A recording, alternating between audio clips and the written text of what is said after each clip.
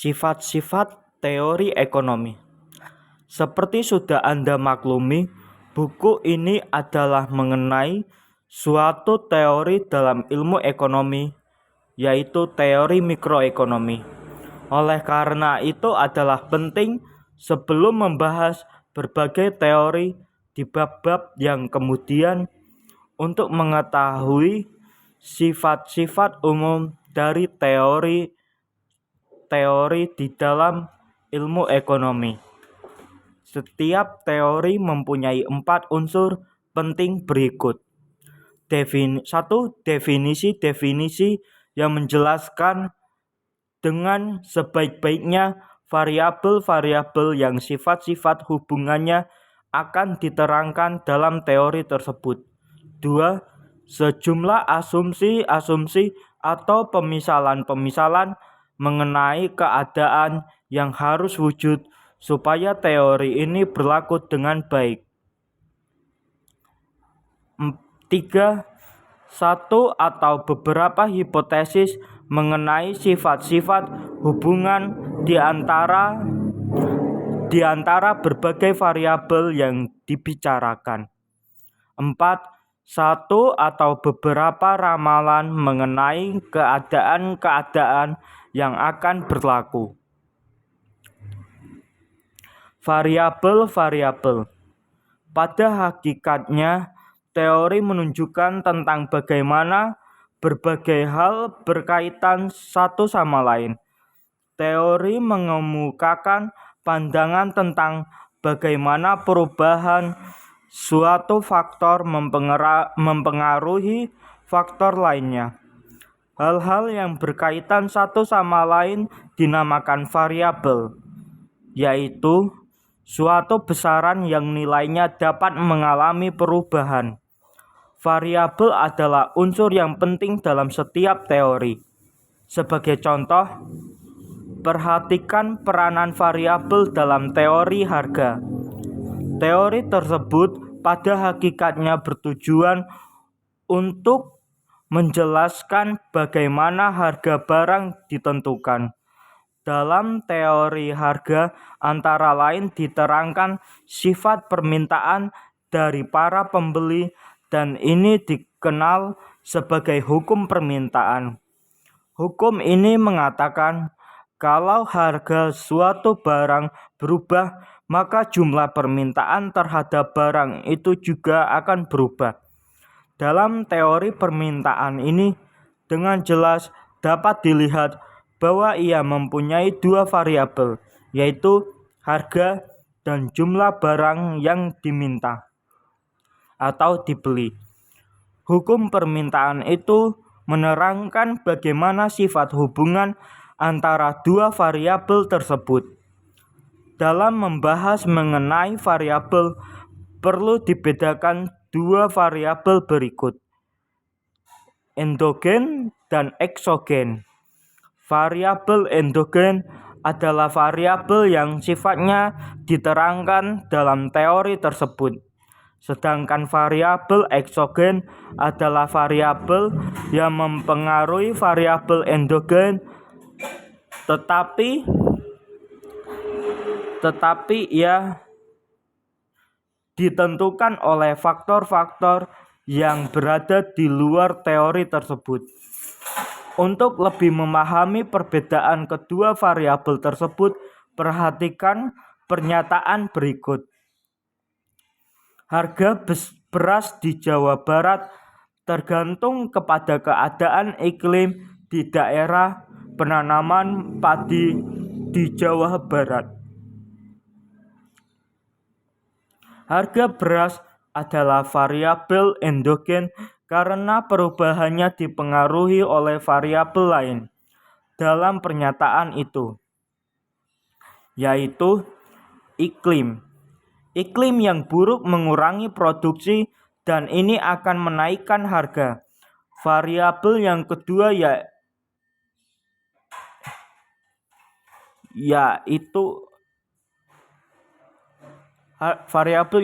yaitu iklim adalah variabel eksogen karena ia tidak dipengaruhi oleh harga tetapi oleh faktor-faktor yang tidak dinyatakan dalam teori tersebut.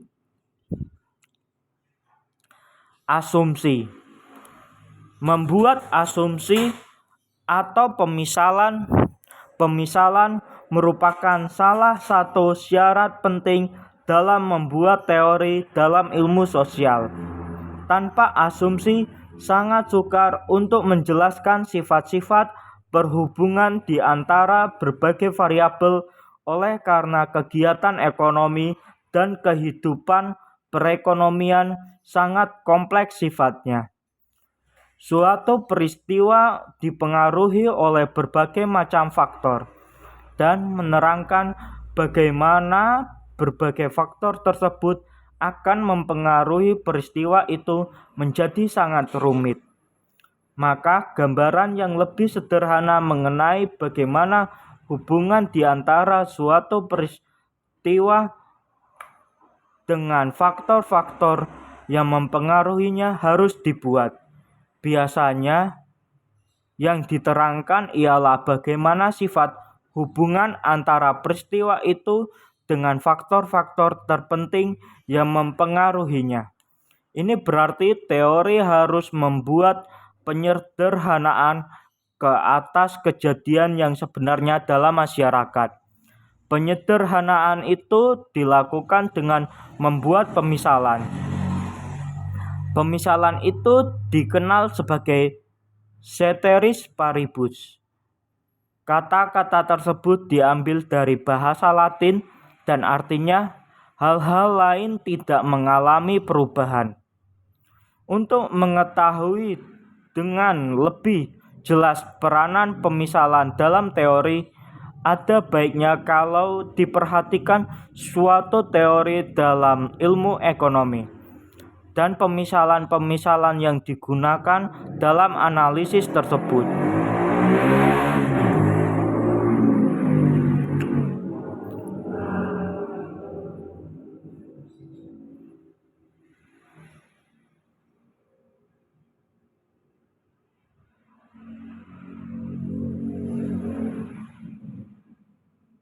Perhatikan kembali teori permintaan atau teori harga. Telah dinyatakan bahwa permintaan terhadap suatu barang, misalnya beras, sangat tergantung kepada harganya. Harga tinggi mengurangi permintaan dan makin rendah harga, makin banyak permintaan.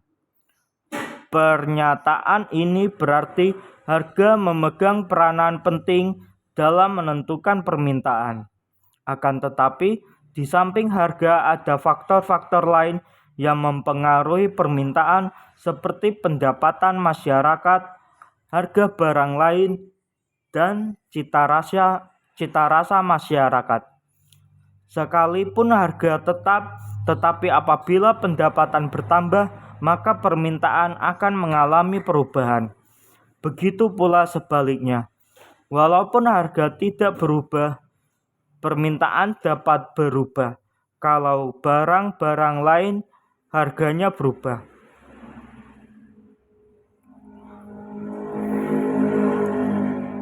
Peranan cita rasa dalam mempengaruhi permintaan seringkali tidak boleh diabaikan. Kalau masyarakat tidak menyukai lagi suatu barang, penurunan harga tidak dapat menambah permintaannya. Jadi dalam membuat teori bahwa permintaan dipengaruhi oleh harga, dibuat pemisalan ceteris paribus. Hipotesis. Hipotesis adalah suatu pernyataan mengenai bagaimana variabel-variabel yang dibicarakan berkaitan satu sama lain. Sifat hubungan itu dapat dibedakan kepada dua golongan.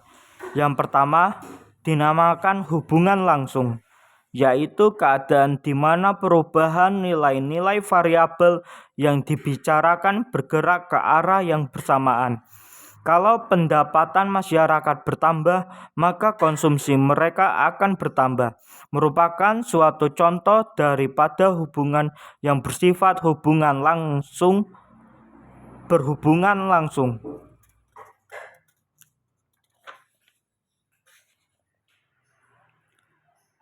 Sifat hubungan yang kedua dinamakan hubungan terbalik, yaitu apabila nilai-nilai variabel yang dibicarakan berubah ke arah yang bertentangan, kenaikan harga yang menyebabkan permintaan menurun adalah contoh hubungan yang terbalik. Hipotesis sangat penting peranannya dalam mengemukakan teori. Ia mengemukakan sifat-sifat daripada hubungan variabel-variabel yang diterangkan. Hipotesis merupakan pernyataan yang bersifat umum, yaitu suatu pernyataan yang menggambarkan keadaan yang pada umumnya yang bersifat umum, yang wujud. Dengan demikian ia tidak 100% benar.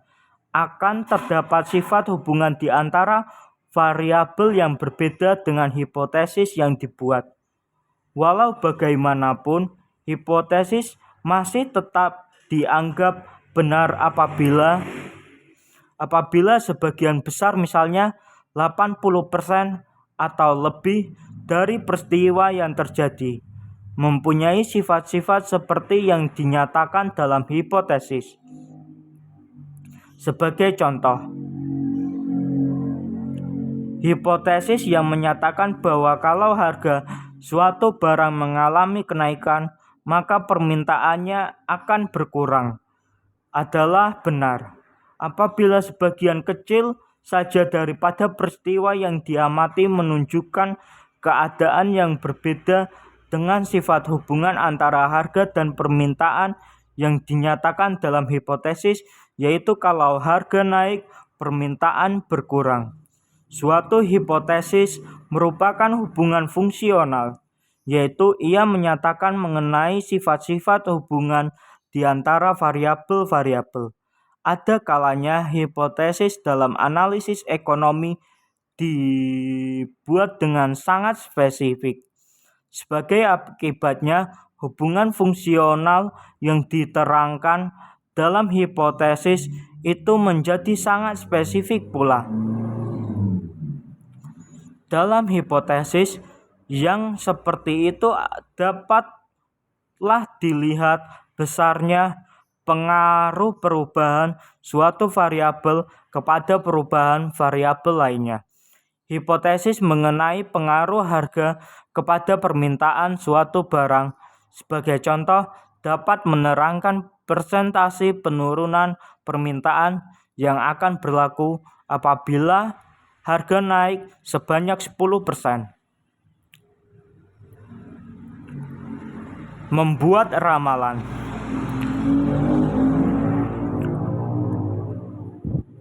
Membuat ramalan merupakan peranan penting lainnya yang dibahas oleh teori ekonomi. Teori ekonomi memberikan dua sumbangan penting di dalam menganalisis kegiatan ekonomi dalam masyarakat.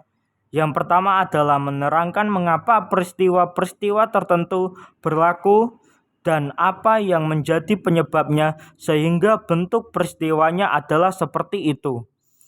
Dengan mempelajari teori-teori ekonomi antara lain, dapatlah diterangkan mengapa harga-harga meningkat, mengapa kelebihan atau kekurangan penawaran berlaku, apa yang menyebabkan pengangguran, dan mengapa kemerosotan kurs valuta asing berlaku. Dengan mempelajari berbagai teori yang tersedia, dapatlah diketahui bagaimana suatu perekonomian berfungsi. Di samping dapat menerangkan bagaimana berfungsinya suatu perekonomian, teori ekonomi dapat pula meramalkan keadaan yang akan berlaku. Peramalan itu dapat digunakan sebagai landasan dalam merumuskan langkah-langkah untuk memperbaiki keadaan dalam perekonomian. Andai kata analisis ekonomi menunjukkan bahwa peristiwa yang tidak diinginkan akan berlaku dalam perekonomian, langkah-langkah pencegahan dapat dilaksanakan agar peristiwa yang tidak diingini tersebut dapat dihindari. atau setidak-tidaknya dikurangi pengaruh buruknya. Alat analisis dalam ilmu ekonomi. Ilmu ekonomi memerlukan beberapa alat analisis untuk menerangkan teori-teorinya dan untuk menguji kebenaran teori-teori tersebut. Grafik dan kurva adalah alat analisis yang utama dalam teori ekonomi. Dalam teori yang lebih mendalam, advanced, matematika dan persamaan matematika memegang peranan yang sangat penting. Di samping itu, statistik adalah alat analisis untuk mengumpulkan fakta dan menguji kebenaran teori ekonomi. Peranan grafik dalam analisis ekonomi.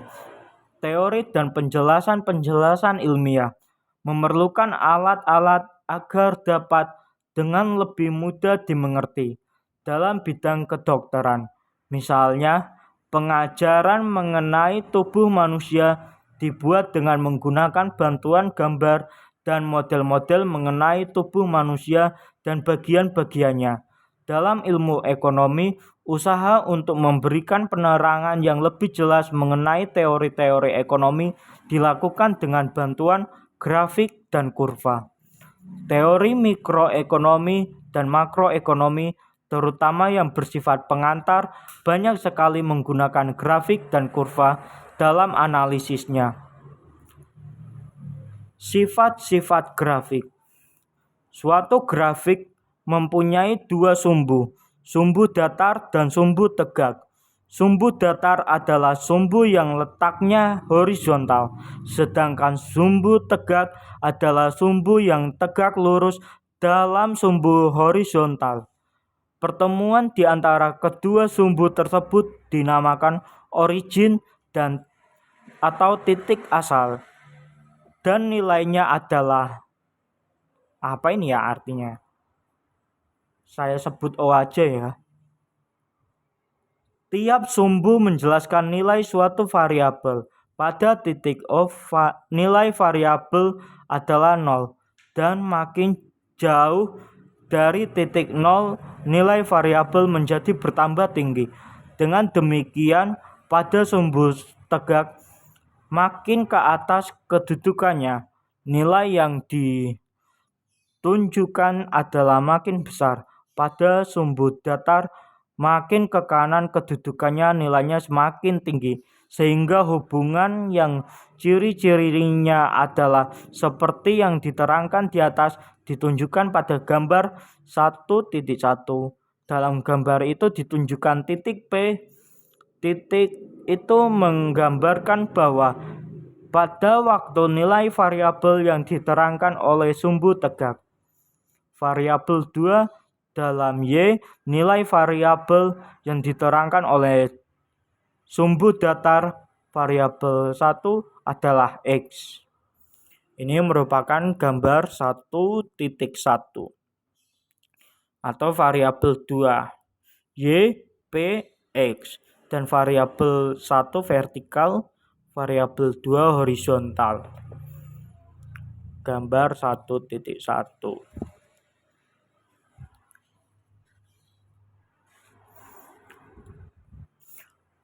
Hubungan antara variabel. Bagaimana grafik tersebut membantu menerangkan teori-teori ekonomi? Untuk menjawab pertanyaan ini, suatu gambaran hipotesis mengenai sifat hubungan antara dua variabel perlu ditunjukkan. Terdahulu telah diterangkan mengenai hukum permintaan, yaitu apabila harga mengalami perubahan, maka jumlah barang yang diminta juga akan mengalami perubahan. Dalam tabel 1.1 ditunjukkan gambaran yang lebih spesifik mengenai bagaimana harga berkaitan dengan besarnya sifat permintaan. Contoh yang digambarkan adalah mengenai jumlah permintaan sejenis baju pada berbagai tingkat harganya. Tabel 1.1. Keadaan A, harga Rp50.000. Jumlah yang dibeli 300 unit.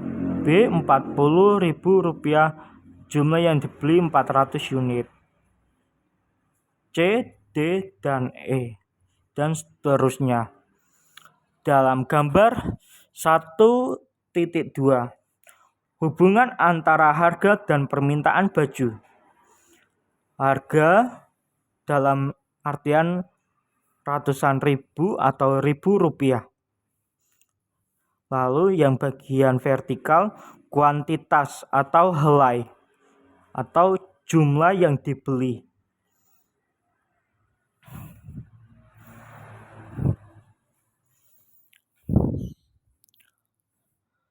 Bidang studi ilmu ekonomi.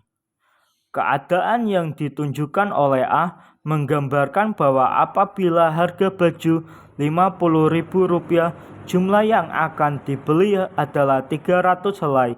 Sedangkan keadaan yang ditunjukkan oleh B menunjukkan bahwa kalau harga baju turun menjadi 40.000, jumlah yang dibeli bertambah menjadi 400 helai. Penurunan harga selanjutnya menyebabkan jumlah yang akan diminta menjadi semakin bertambah besar lagi. Ini dapat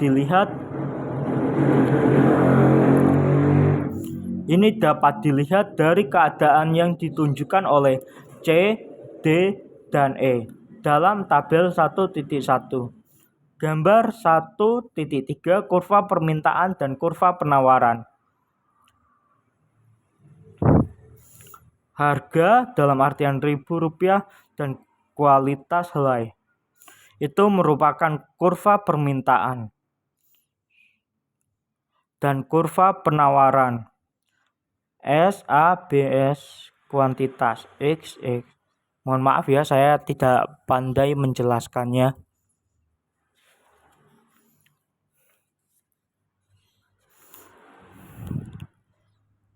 Dalam gambar 1.2 ditunjukkan secara grafis sifat hubungan antara harga dan permintaan baju seperti yang terdapat dalam tabel 1.1. Keadaan A dalam tabel 1.1 digambarkan oleh titik A yang berarti pada sumbu harga atau sumbu tegak nilainya harus 50.000 dan pada sumbu jumlah permintaan atau sumbu datar nilainya adalah 300. Demikian pula titik B, C, D, dan E berturut-turut menunjukkan gambaran secara grafik pada keadaan B, C, D, dan E yang ditunjukkan dalam tabel 1.1. Kalau titik A, B, C, D, dan E dirangkaikan akan diperolehlah suatu kurva. Kurva ini menggambarkan hubungan fungsional di antara harga baju dan jumlah permintaan terhadapnya. Kurva tersebut dinamakan kurva permintaan terhadap baju dan bentuknya adalah seperti yang ditunjukkan oleh kurva DD dalam grafik gambar 1.3. Tampak bahwa kurva permintaan menurun dari sebelah kiri atas ke kanan bawah. Artinya sifat hubungan antara kedua variabel itu adalah terbalik, yaitu kenaikan nilai suatu variabel atau harga menimbulkan penurunan nilai variabel lainnya atau jumlah permintaan. Dalam keadaan di mana hubungan antara kedua variabel tersebut adalah bersifat hubungan langsung, yaitu kenaikan nilai suatu variabel akan menaikkan nilai variabel lainnya. Kurvanya menarik dari sebelah kiri bawah ke sebelah kanan atas. Kurva penawaran, yaitu kurva yang menunjukkan hubungan di antara harga dan jumlah barang yang ditawarkan penjual, adalah suatu contoh kurva yang menggambarkan hubungan dua variabel yang bersifat hubungan langsung. Kurva SS dalam gambar 1.3 menunjukkan suatu kurva penawaran. Kurva tersebut menunjukkan sifat berikut. I pada harga rendah, penawaran juga rendah. Dilihat titik A dan II.